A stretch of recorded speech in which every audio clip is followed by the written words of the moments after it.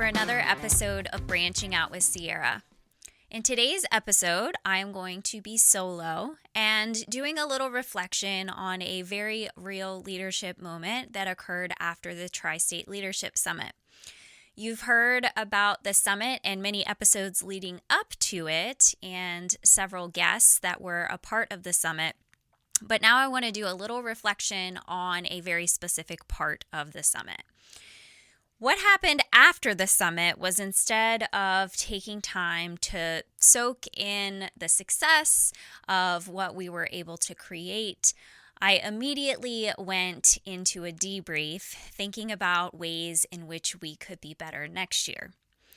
I did not pause long enough to celebrate what we had accomplished as a team and immediately went into fixing mode. And I'm sure many people listening can relate, because sometimes I feel like we automatically move into what needs fixing, what can we improve, but in the process, we're rushing past all of the wins. So in this episode, I'm going to share why celebration isn't just fluff and why we should take the time to pause and do that, the impact of skipping time to celebrate, and giving you some ideas on some practical ways to fit it in. So today's episode is called Before You Fix It, Celebrate It. And this is a lesson that I needed to learn. It's something that I knew before, and I'll explain how I already kind of integrate this into the work that I did. But something happened on October 1st, and maybe it's because I was brain dead after an extremely long day and a long 6 months leading up to the event. But I did not follow my own advice, and that did not work out well for me. So let's talk about what exactly happened. So after the summit was over, which was a whirlwind because we ended the summit at 5, we had to have everything out of the venue by 6 p.m., which was very difficult to do with everything that was in both front of house, backstage, everything needed to be out in 1 hour. We had an amazing team of volunteers, almost 20 volunteers that helped us that day, and we certainly could not have achieved that without them. And then staff, also amazing, and I'll talk about that a little bit later when I'm highlighting some leaders in my world. But as soon as it hit 6 o'clock, we went down the street to have dinner and to debrief. Well, when it was brought to my attention that we should debrief after the fact, debrief in my mind immediately went to, well, while it's fresh in everybody's minds, we should talk about things that they noticed that we could do better next time, because one, we might not have the chance to get everybody back together again and get their feedback. And two, it's not going to be fresh in their minds anymore if we wait. So I really want to kind of gain this knowledge from them and perspective from them, because all I saw was the summit from my perspective. I was not out front much. I was trying to stay to myself, stay in the zone. I was very focused on what I needed to be doing. And so there were so many things that were going on that I was unaware of, and I really wanted to glean some insights from them while I had them there.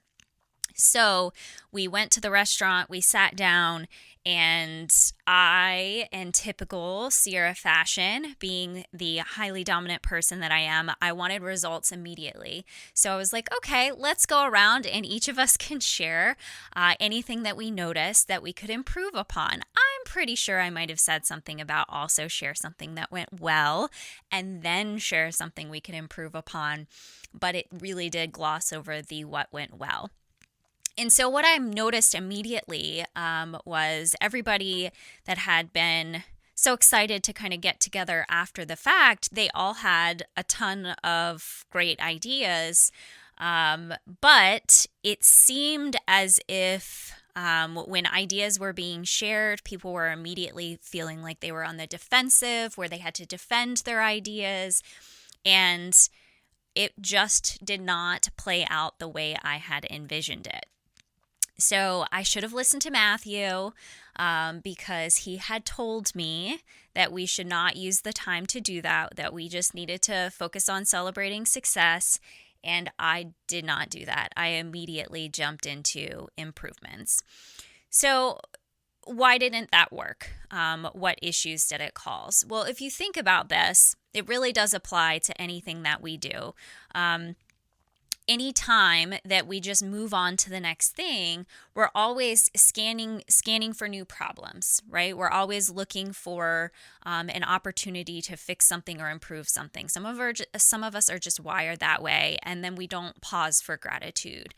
And so I think for me, a lot of times it comes down to the hustle culture that we live in, where if you are resting or celebrating, it feels like you're not doing as much as you could, that you're being lazy. Like, I can admit that I cannot sit down on the couch over the weekend without looking around and seeing all the things that I need to do. And then I immediately feel guilty that I'm sitting down. How could I sit down when I know there's laundry to be done or dishes to be done or so many work tasks waiting on my computer? The guilt just weighs on me.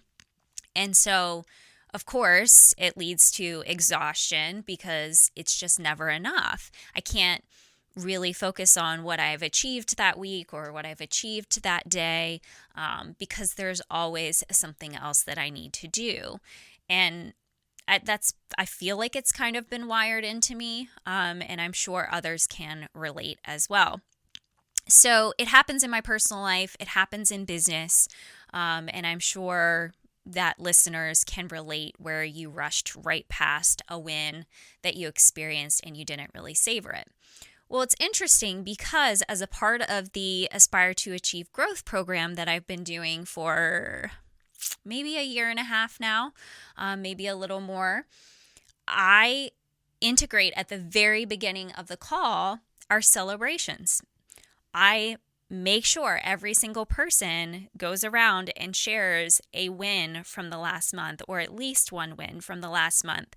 And as I watch them do this, it's interesting because sometimes people can't really think of something at first. And then once they start thinking about it, they've forgotten. They didn't realize how much they have achieved in the month since we've seen one another. And so it really does build excitement around what they've been able to accomplish. And it also seems to really motivate them when it comes to overcoming a challenge that they're facing. And they bring those up and set new intentions. So I've been doing this and I've built it in all along. But it seems like I do it for other people. But then when it comes to my own stuff, I really do have difficulty with it. So what did that do to the group? Well, number one, I think that it impacted the morale of the group. I am sure that people sitting around the table probably felt undervalued because they had just put a ton of energy and effort into the day, and instead of spending time acknowledging what they were able to achieve, we were pointing out what could have been better. And though some people might not have seen that as a knock against them specifically, I think it really did impact some people in thinking, I don't think you realize how much I just did. And maybe it appeared that we were ungrateful for what they had just done. So I think it can really impact morale and moving forward. How much effort do they want to put forth if we're going to be critical of the efforts that they've put into it? They'll feel like it's not enough. And I'm sure that's the case outside of this environment as well. And then I think it just causes burnout because it's that mindset of what's next. There's always a what's next. I'll give you a perfect example of this.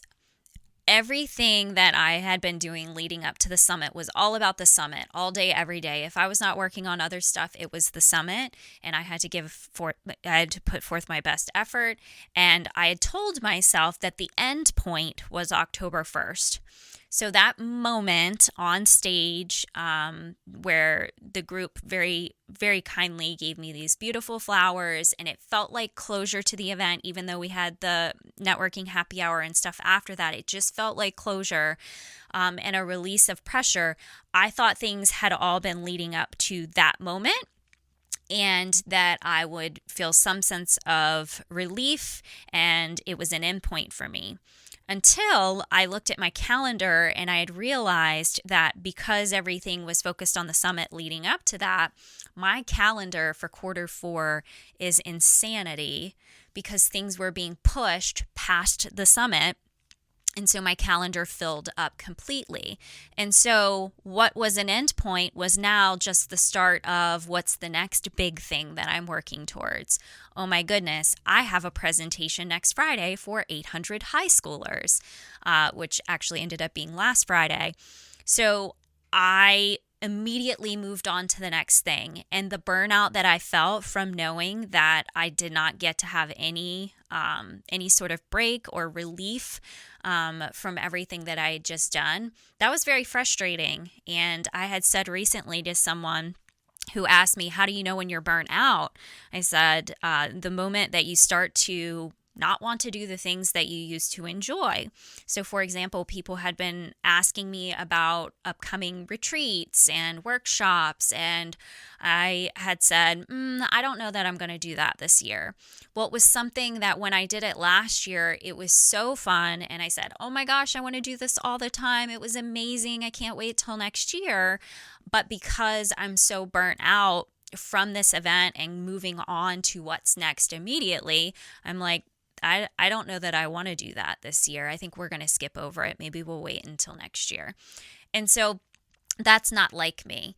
And I'm saying all that to say when you're only focused on what's next, you're immediately focused on what's next and you're not celebrating, that's going to lead to the burnout that I'm expressing. So it's definitely happening to me, and I'm sure it's happening to others as well.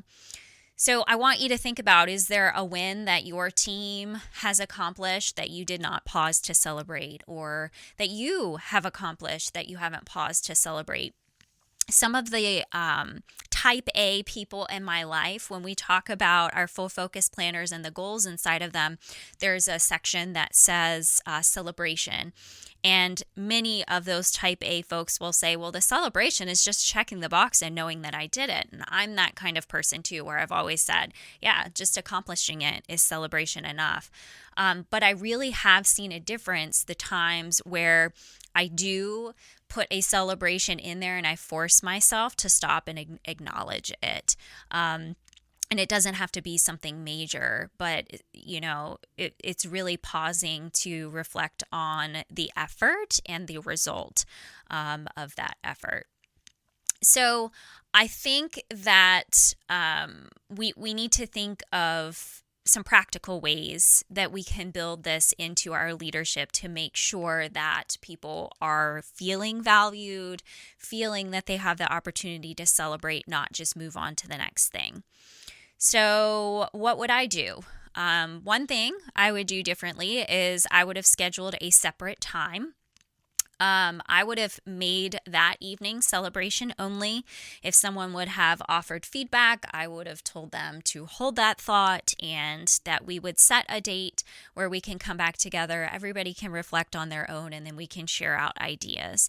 I think that would have completely changed that whole experience after the summit and would make a big difference. So in general, well, how do you apply that? Well, I would say schedule the celebration. We had something scheduled, but I used it for the wrong thing.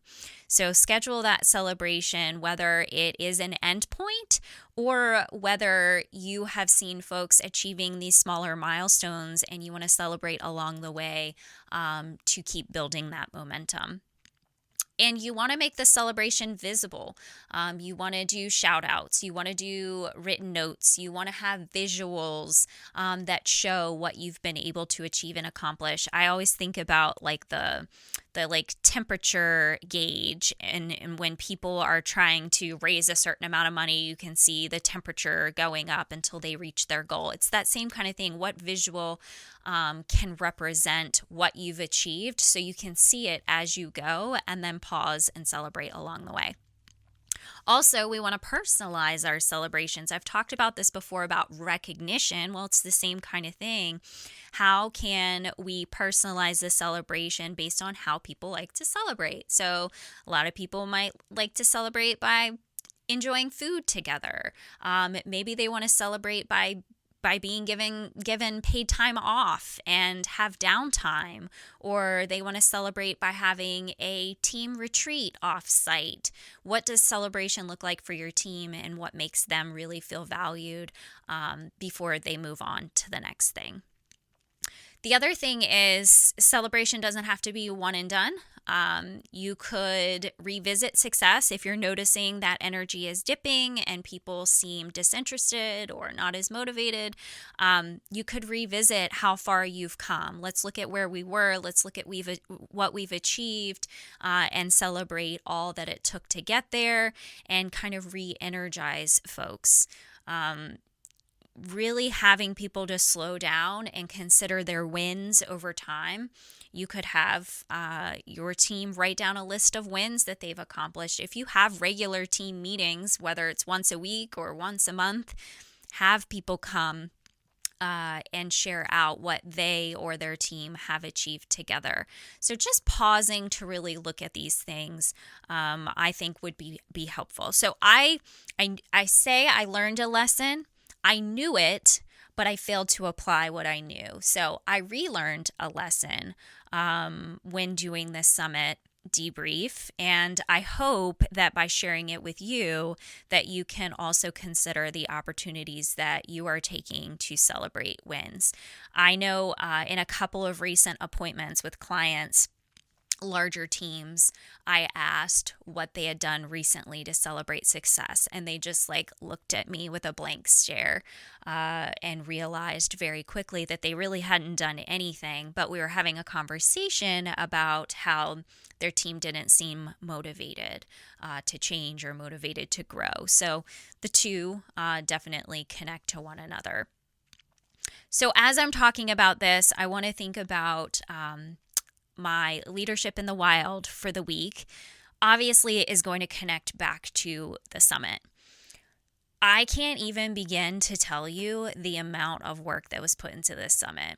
I know personally, I've never worked so hard on anything in my life. And I know that Matthew, also from the time I've met him, I've never seen him work so hard on anything. The amount of attention to detail that was required for this was insane. Matthew really put together everything for the front of house, every single volunteer role, put together a binder for them of everything they needed to know about the event. If people had questions, here are the answers, maps of the location, what they should be doing at all times, a run of show from start to finish throughout the day. So there were no questions as to who's doing what, where, and when.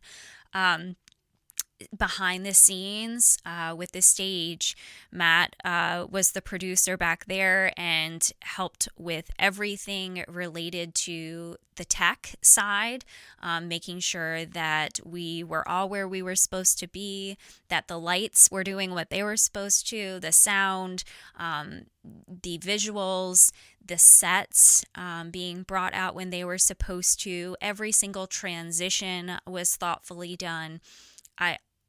I joked before with Matthew about his attention to detail, because when he took his assessment, I think we've taken the DISC assessment a couple of times, and the one time he was considered high C, and I was like, no, because his high C doesn't look the same as my high C. Mine is, if you give me a paper to read, I will immediately notice if there's an extra space or a misspelling or an alignment issue.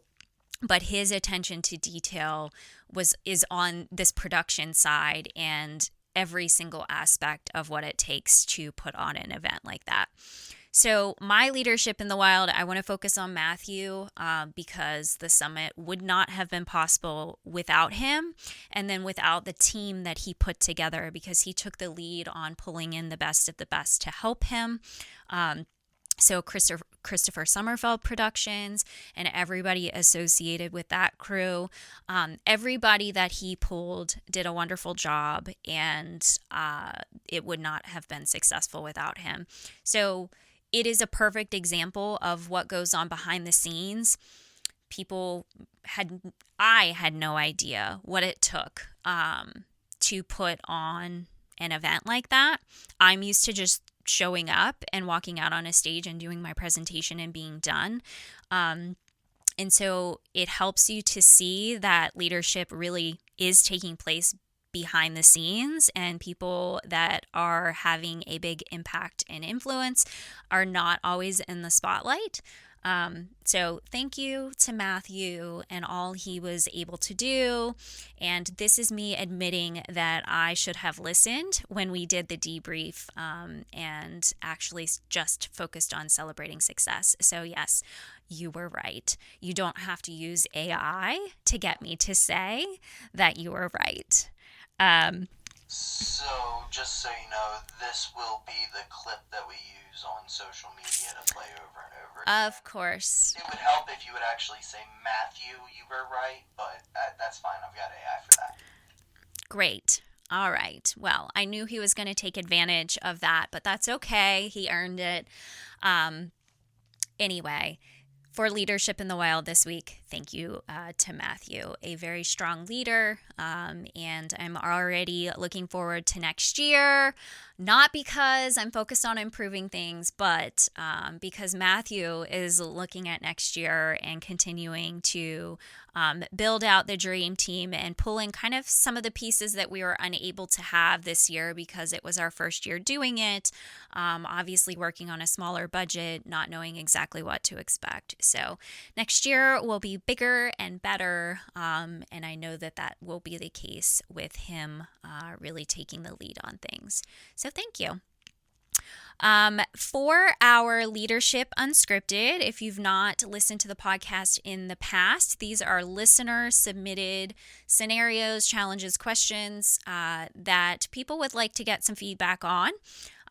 Usually, if I have a guest, we would just talk about the challenge that the individual is facing and see if we can come up with some ideas of what might help them.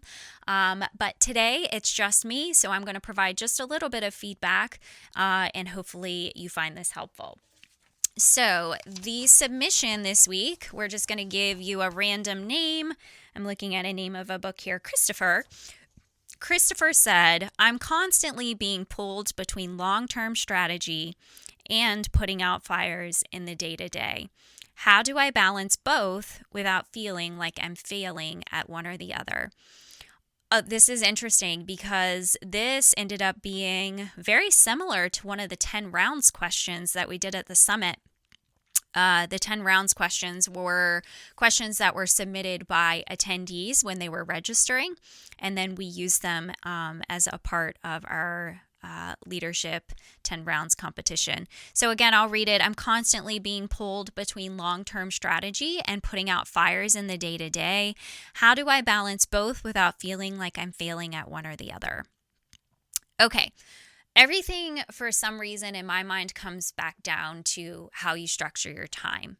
As business owners, I know we talk about this a lot, that we have to put a block of time in our schedule for that strategic vision piece.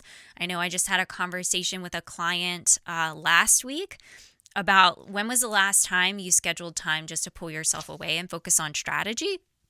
And the response was, I don't remember doing that. So there has to be time set aside in our schedules to focus just on the strategy piece. And it can be hard to do that when you feel like you have a whole list of things to do. But I find that if I set aside the time for the strategy, I'm more efficient when it comes time to doing the things that are on my list anyway. So it really does take stepping back and finding the time to do that, and then protecting that time, protecting it as if it's a client appointment that you can't cancel, you can't move. You absolutely have to be at this appointment with yourself. There are always going to be fires to put out. We all know that. So let's think about how your time might be structured. You might have 70% of your time focused on your core responsibilities. Then you might have 20% of your time focused on strategic vision and setting aside time for that. And then an allowance of about 10% of your time is for putting out fires. If you know that the fires will exist, account for it. Know that you're going to have time set aside in your schedule for it. It might not happen right at that time that you've considered, but if you think about your day being made up of the 100%, it doesn't matter where the fires fall. It's just that you've allotted that at least this portion of my day is going to have to be helping with things that I didn't expect to happen, and helping people with stuff that they need in order for them to be able to complete their responsibilities. So it really will force you to allocate that space needed for strategy instead of letting fires consume 100% and then giving time to strategy with whatever's left, because you'll quickly notice that there's nothing left if you approach it from the opposite direction. I was also thinking this filter that I use for whether I can automate, delegate, or eliminate things, we can do that with fires too. When someone comes with you or to you with a fire to put out, does that fire have to be you? Is there someone else that can support with that? Is there someone else that you can train and mentor so that they can be someone to support teammates when these issues come up, where you don't always have to be the one source of direction and decision making, where you become the bottleneck. So considering, does it have to be you when these daily fires come up?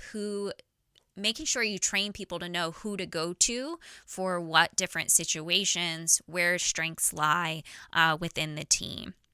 So that's what I think, just setting aside the time for it. If you're concerned that you're not balancing it well, then maybe be more strategic about creating a schedule that allocates time for putting out fires, knowing that it's going to happen no matter what. And balance that time with strategic vision. I think that you will thank yourself with your improved efficiency by setting aside time to plan how you are going to tackle things when they arise. Hopefully that feedback is helpful to you, Christopher. If you do have a challenge or question that you would like to submit and get some feedback from myself or from a guest, please send it in. We'd love to hear from you. Send it to info@branchingoutpodcast.com. Also, if you are interested in being a guest on the podcast, go to branchingoutpodcast.com and fill out an application. We'd love to hear from you if you have any specific topics you'd like us to cover as well. You might have noticed a lot of solo episodes recently. That is the way that it's kind of worked out based on events leading up to the summit and just how it ended up with some guests needing to reschedule. But hopefully these smaller segments, shorter segments with just me and just getting down to some solutions to some common problems has been helpful for you. But again, we'd love to hear your feedback.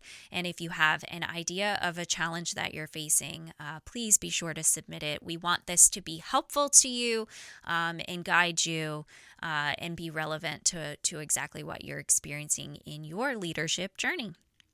Well, thank you for sticking through to the end of the episode. We always end with a branching out challenge. So my challenge to you this week is to pause and write down some of your recent wins. You could even write down individual wins and team wins, and then consider how you might pause to celebrate those wins, acknowledge other people and their contributions before moving on to the next thing. Let's stop asking what's next and trying to improve, but slow down and celebrate what you've accomplished. Thank you for joining me. We would love to have you follow us, subscribe so you're getting notifications every Friday at noon Eastern Standard Time when another episode drops. And we look forward to hearing your feedback soon. Until next time, keep branching out.